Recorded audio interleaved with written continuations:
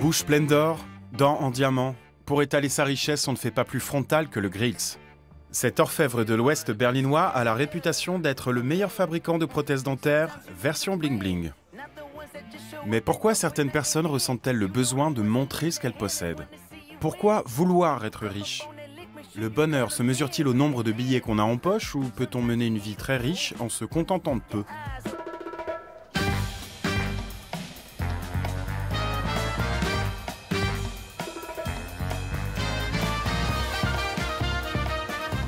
Je m'appelle Yann, j'approche la trentaine et je ne peux pas dire que je mène ma vie selon un plan tout tracé. L'existence reste en grande partie pour moi une énigme. Que faut-il croire? Que faut-il oser?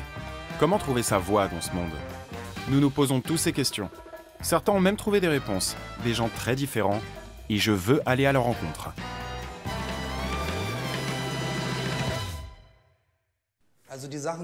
Les pièces que tu vois ici, c'est des modèles en acier inoxydable ou chromé.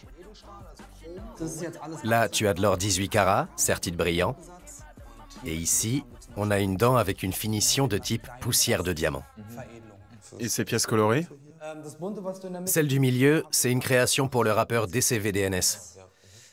À gauche, à côté, c'était pour Jérôme Boateng. Super, mais il la porte pas pendant les matchs? Je crois pas. C'est plutôt pour faire la fête. On a utilisé des diamants blancs et des saphirs jaunes. Tu en portes aussi? Bien sûr. Là, c'est une mâchoire inférieure. Tu peux la tenir devant ta bouche pour voir. C'est mastoc, non? On pourrait te faire une dent? Ah ouais? D'accord. Tiens, assieds-toi. Ce sera plus tranquille. On veut pas faire peur aux gens.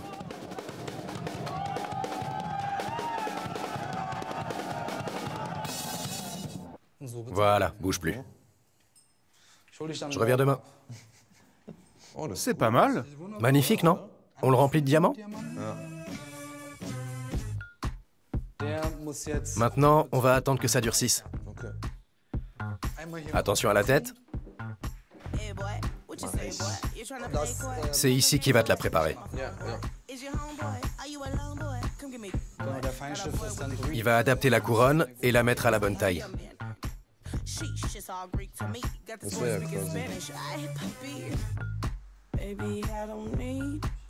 On s'enrichit quand on travaille avec des gens fortunés?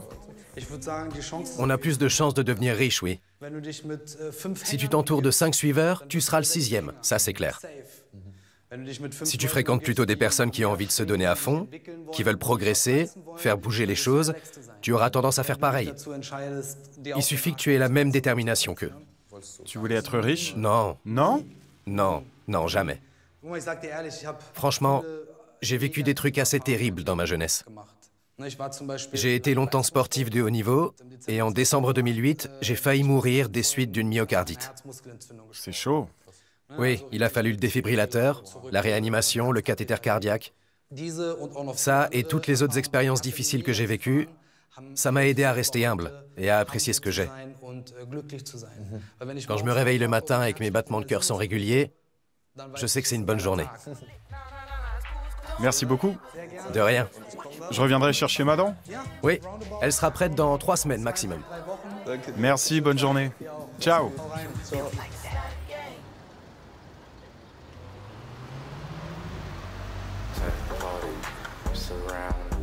Gundel est assez surprenant.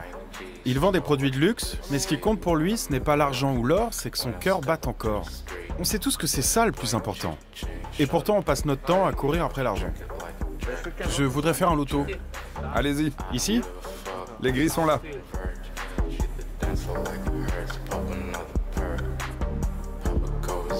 Vous avez déjà gagné? Non, jamais. Parfait, bonne chance. Vous aimeriez être riche? Non, ça me dit rien. Tous les capitalistes sont fous. Donc si je gagne, je ferais mieux de tout donner. À vos devoirs. D'accord. Bonne journée. Au revoir.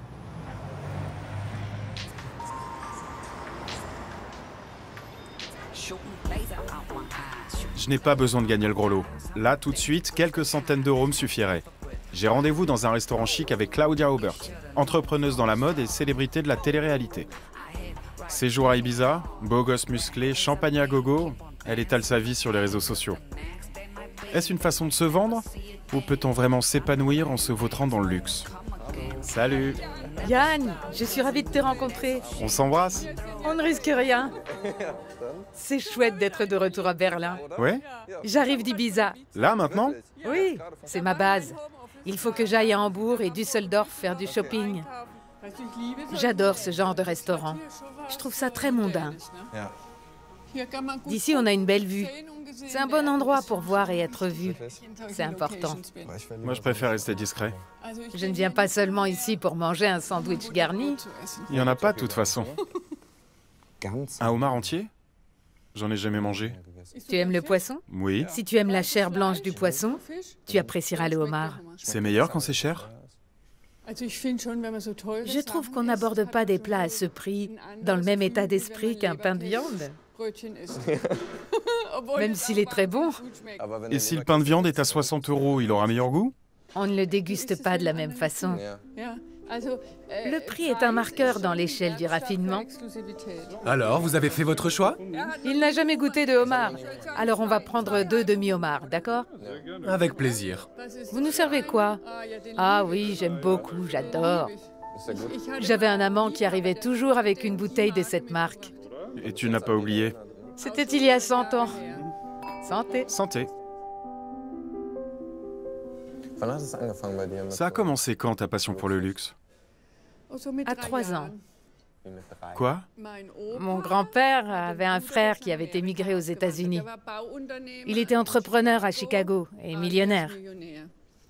Et quand il nous rendait visite, il avait toujours une liasse de billets de 100 $ sur lui. Il m'en donnait un.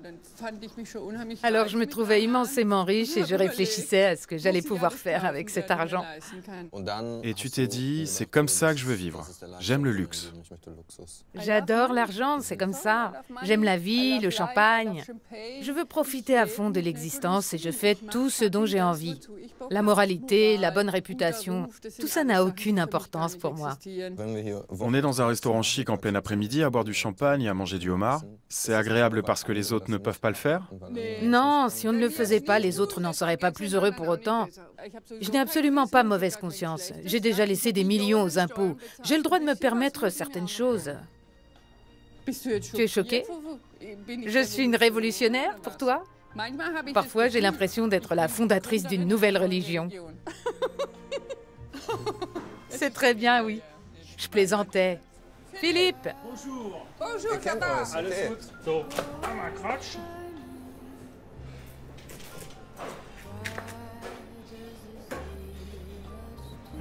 Un peu de fromage, un petit passage au four et dans 5 minutes. Super. On retourne vite s'asseoir alors. À tout de suite. Entre le champagne et le one-man show de Claudia, j'ai la tête qui tourne. Le fait qu'elle parle sans filtre, sans se soucier du qu'en dira-t-on, montre à quel point l'argent nous libère. Surtout de l'opinion des autres. Tu es heureuse? Le bonheur, c'est l'absence de malheur. Ma mère vient de mourir. Elle s'est rarement fait plaisir dans la vie. Elle voulait m'emmener en croisière sur le Danube, mais quand on attend 84 ans pour le faire, c'est trop tard. Donc je peux dire qu'en gros, je suis heureuse. Quelqu'un de vraiment heureux ne dirait pas ça. J'aurais aimé avoir un homme formidable à mes côtés, 3 enfants avec lui. Quelqu'un dont on sait qu'il ne nous aime pas par calcul. C'était le cas de ma mère. Et c'est celui de mon petit frère aussi. Je sais que je peux l'appeler ou passer le voir n'importe quand. Il ne dira jamais « Non, je suis trop stressé en ce moment, je n'ai pas le temps ». C'est comme les héros de western. Ils arrivent à point nommé, comme la cavalerie, et tirent sur tout le monde pour te sortir d'un mauvais pas. C'est ce genre de choses qui comptent vraiment dans la vie, bien sûr. Et pas d'avoir une Rolex ou une Porsche. 2 homards Thermidor.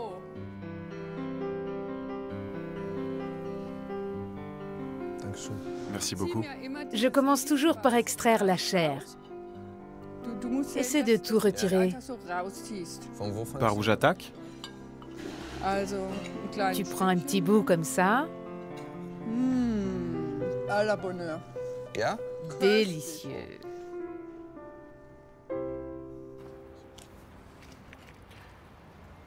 Quel rebondissement. Pour Claudia Aubert, le vrai bonheur réside dans l'amour inconditionnel. Mais pas question de renoncer au luxe pour autant. Et au diable la morale. Mais est-ce aussi facile? Je vais en discuter avec Simine. Salut. Salut. Ça va bien? Super, ravi de te voir. Tu prends quoi? Simine est spécialiste des sciences politiques. Karl Marx, pauvreté, capital, répartition. Elle va pouvoir me dire si richesse et morale font bon ménage. Comment tu définirais la richesse? La première chose qui vient à l'esprit quand on pense à la richesse, c'est son contraire, la pauvreté. Et c'est intéressant de considérer les notions fortuné-pauvre en les mettant en relation, car l'un n'existe pas sans l'autre. La concentration de la richesse est indissociable de la pauvreté. En Allemagne, par exemple, on sait que 5% de la population possède autant que la moitié du pays. Donc on peut la qualifier de riche.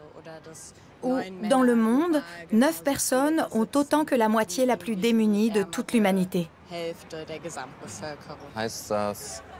Ça veut dire que la richesse est toujours liée à l'argent, à l'aspect financier, ou il en existe d'autres formes? Dans la mesure où la richesse est une question de rapport et de répartition, elle est liée aux biens matériels. Mais on peut aussi parler du volume de ressources dont on dispose. Et dans ce cas, le capital n'est pas uniquement financier, mais culturel. C'est le concept introduit par Pierre Bourdieu dans La distinction notamment.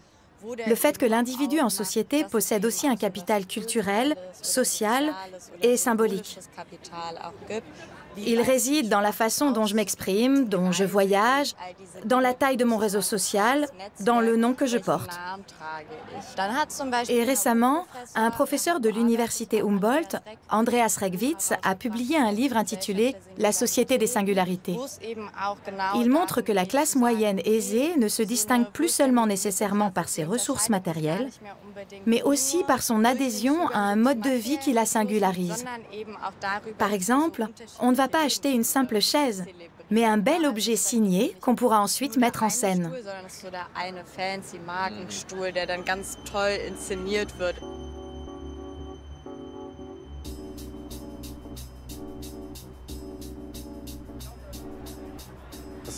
Est-ce que la richesse est amorale? Oui et non. Je dirais qu'elle l'est dans notre système actuel, sans aucun doute. Platon, un philosophe de l'Antiquité, disait déjà que la richesse excessive n'était pas compatible avec une société vertueuse. Georg Simmel, un philosophe et sociologue allemand, a très bien expliqué que la concentration d'immenses richesses entre les mains de quelques-uns pose de graves problèmes à la démocratie. Les grandes fortunes peuvent financer des campagnes électorales et exercer toutes sortes de lobbying. Comment on peut régler ce problème? Il faut envoyer tous les milliardaires sur la Lune? Ils le font déjà tout seuls.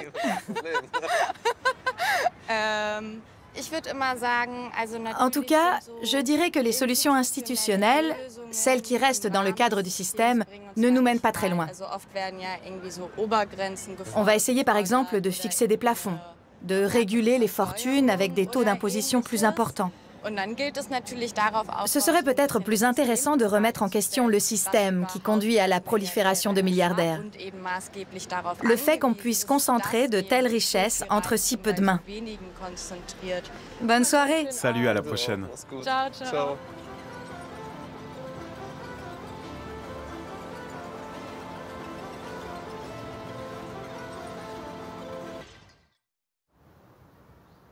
Dans le système capitaliste, la richesse s'engendre et se nourrit elle-même, dit Simine. Pourquoi pas, après tout? Le problème, c'est qu'une petite minorité accumule d'immenses fortunes. Personne ne croit plus vraiment qu'un plongeur dans un restaurant peut devenir millionnaire. L'histoire du battant parti de rien qui se hisse au sommet à la force du poignet reste une exception. Kahn fait justement partie de ces oiseaux rares. J'ai rendez-vous avec lui pour une activité très terre-à-terre. Acheter un vélo.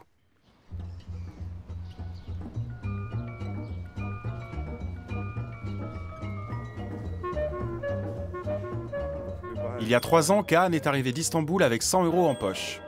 Il est devenu livreur à vélo et a monté Gorillas, un supermarché en ligne qui livre les achats en 10 minutes. Sa start-up fait un tabac et vaudrait aujourd'hui plusieurs milliards de dollars. Mais il a dû essuyer des grèves et des manifestations de livreurs mécontents. À présent, il est à la croisée des chemins. Il pourrait tout aussi bien devenir un géant des courses à domicile que s'effondrer. Comment fait-il face à la pression? C'est vrai que tu es allé en vélo d'Istanbul jusqu'en Chine? Eh oui. Et ça t'a pris combien de temps ce voyage? Il m'a fallu 5 mois et demi. À un moment, je suis tombé malade au Tadjikistan. Mince. J'étais super mal. Je ne pouvais plus bouger. J'étais tout seul, avec une longue barbe, très sale. T'as eu envie d'abandonner? Non, j'ai eu l'idée d'échanger mon vélo contre un cheval. C'était quand j'étais au Kyrgyzstan. Je suis devenu ami avec un type qui avait beaucoup de chevaux. Je lui ai dit, je te donne mon vélo contre une de tes bêtes. J'étais jamais monté à cheval. Ça a dû être une expérience extraordinaire. Oui. Quand on veut vraiment faire quelque chose, il suffit de se lancer. Et après ça, tu es arrivé à Berlin et tu as acheté un vélo. C'est comme ça que tout a commencé? Avec des étagères dans ton salon? Oui, c'était de la folie. J'ai acheté des rayonnages pas chers, je les ai montés, et le lendemain, j'ai acheté des produits chez un grossiste. Le balcon nous servait de frigo. C'est fou. Et c'est parti de là. Ça s'est fait tout seul. Non, il a fallu très longtemps avant que ça démarre. On avait 2 commandes par jour, parfois même aucune. Alors on attendait au bureau, au milieu de tous ces produits, sans avoir rien à faire. C'est là qu'il faut vraiment y croire.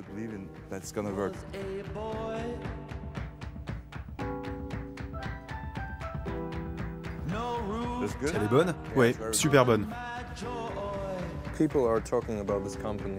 On dit que ta société pèse quelque chose comme $1 milliard. Est-ce que ça génère beaucoup de pression? Je ne parlerai pas de pression, parce que c'est quelque chose qui te comprime. Moi, ça me fait grandir. Je suis responsable d'énormément de gens. Je vois cette entreprise comme mon bébé, mon enfant. Je veux le voir se développer. Et t'as pas peur de le perdre, ton bébé? Si, bien sûr. Mais à petite dose, la peur est positive. Elle te maintient en alerte. Tu prends beaucoup de risques dans le domaine des affaires. Tu es un aventurier dans l'âme? Tu aimes le danger au quotidien? Je prends des décisions, et en général, elles sont très téméraires. Je te donne un exemple. Le lancement de ma société aux Pays-Bas. J'étais dans notre hangar de Berlin, on collait des étiquettes sur nos sacs, et j'ai rencontré Yannick, un jeune type de 22 ou même 21 ans, un étudiant diplômé qui se plaignait un peu. Je lui ai demandé s'il parlait néerlandais. Ah oui, je viens des Pays-Bas. Alors d'accord, demain tu pars pour Amsterdam et tu montes notre filiale là-bas. On l'a nommé directeur de la branche Pays-Bas pour quelque temps. Et il a tout construit sur place. Je me demande toujours ce qu'on risque de pire dans telle situation. Et si ça ne me fait pas peur, je fonce.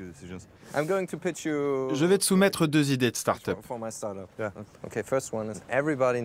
La première, c'est que tout le monde a besoin d'aller aux toilettes. Et parfois dans la rue, on ne sait pas comment faire. Donc je veux créer une appli qui t'indique les WC les plus proches. Ou alors, des gens pourraient t'apporter des toilettes. Qu'est-ce que t'en penses? À l'endroit où tu es? Ouais, on connaît ta localisation et en 10 minutes, on te les apporte. En 10 minutes? Attends, pour les toilettes, il faut que ce soit moins de 10 minutes. Tu vas l'appeler comment? Le cacabus? Ouais, je vais le noter, tiens. Il faut que tu trouves des lieux où il y a peu de toilettes, mais un gros potentiel fécal. Tu vois? D'accord, je vais faire ça. New York. Ou Londres. Salut.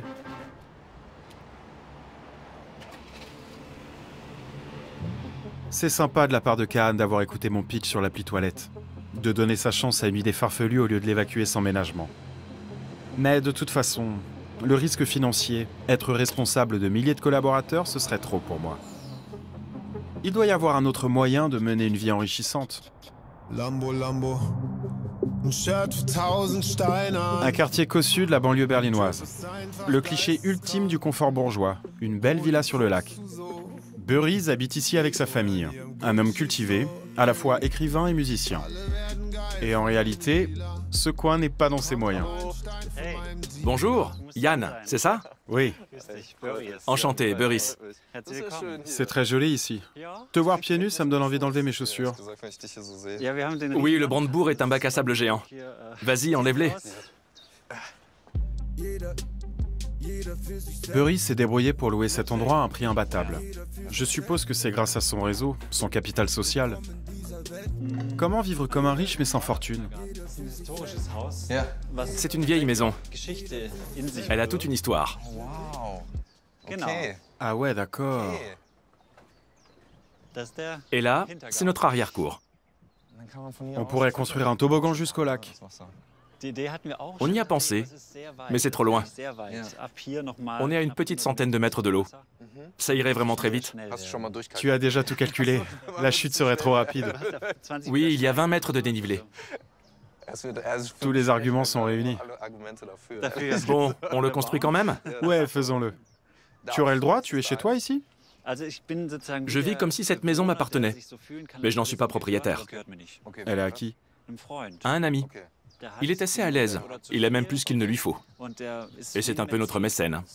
Il apprécie ce que je fais et il m'a dit « Je te soutiens en te confiant cette villa pendant 10 ans. » Mon but, ce n'est pas du tout d'être propriétaire. Je ne veux pas des soucis qui vont avec. Là, je n'ai que les aspects positifs de la maison. Je peux faire tout ce que je veux sans avoir à travailler d'arrache-pied pour me payer cet endroit et sans avoir à porter le poids de posséder quelque chose. Il vient inspecter la maison des fois? Non, jamais. Il a une villa un peu plus loin. Et je pense que grâce à moi, il a l'esprit en paix. Parce que ce qu'il me donne, je peux le rendre au monde. On est tous gagnants. Tu as de la chance, non? Oui, c'est vrai.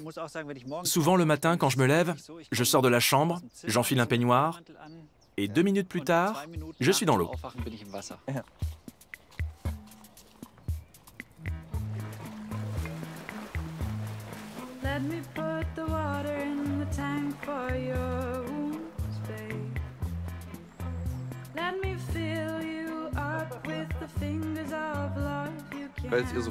Vous avez de bonnes relations avec vos voisins, même si vous n'êtes pas du même monde? Un jour, l'un d'eux nous a dit « On a un bateau en plus pour vous si vous voulez. » Des canots gonflables, tu sais. C'était super sympa. J'imagine qu'il nous voit comme des artistes désargentés. C'est une richesse pour toi de pouvoir te baigner 5 fois par jour dans un lac? Oui, t'as vu ça? Mes enfants m'ont dit qu'ils aimeraient bien avoir une piscine.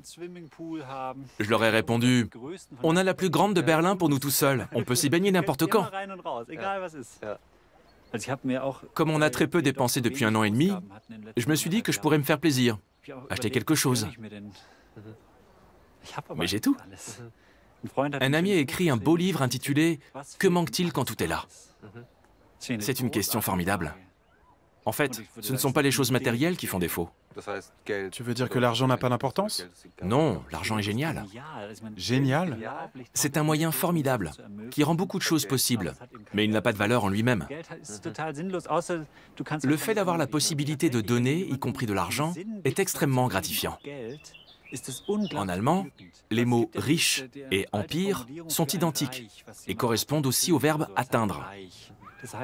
Cela fait référence aux limites. La richesse, c'est ce qui s'étend au-delà, ce qui permet d'élargir nos actions et nos possibilités. Et ce qui est intéressant, c'est que les personnes qui ont beaucoup d'argent font souvent le contraire. Elles se recroquevillent, s'enferment derrière des clôtures de sécurité, des barrières géantes pour que personne ne puisse les atteindre, au lieu d'étendre leurs horizons. Je connais quelques personnes vraiment très riches. Et j'ai souvent le sentiment qu'elles sont plus pauvres que moi, parce qu'elles ont peur de perdre ce qu'elles ont. Tu leur as déjà dit ça? Je l'ai dit à l'une d'entre elles, oui. Et ce n'est plus ton ami. Il dit toujours qu'il manque de moyens. Mais toi, ton capital, c'est ton réseau. Tu connais des gens riches. Oui. Il faut rester ouvert vis-à-vis des gens et pouvoir dire au bon moment « Cool, super idée, on le fait ?» C'est une posture très privilégiée. Oui, complètement. Et je suis un privilégié, ça ne fait aucun doute. Mais la question, c'est de savoir ce qu'on fait de ce qui nous est donné. Tout le monde a envie d'agir. Il faut permettre aux gens de faire ce qu'ils ont en tête. Parce qu'au bout du compte, ça profitera à tous. C'est ambitieux. Et très important, avoir le maillot de bain assorti au paddle. Oui, c'est vrai.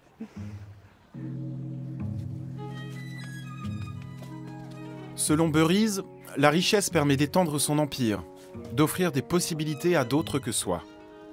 C'est bien dit. La seule façon de donner du sens à l'argent est d'en faire quelque chose qui nous rassemble.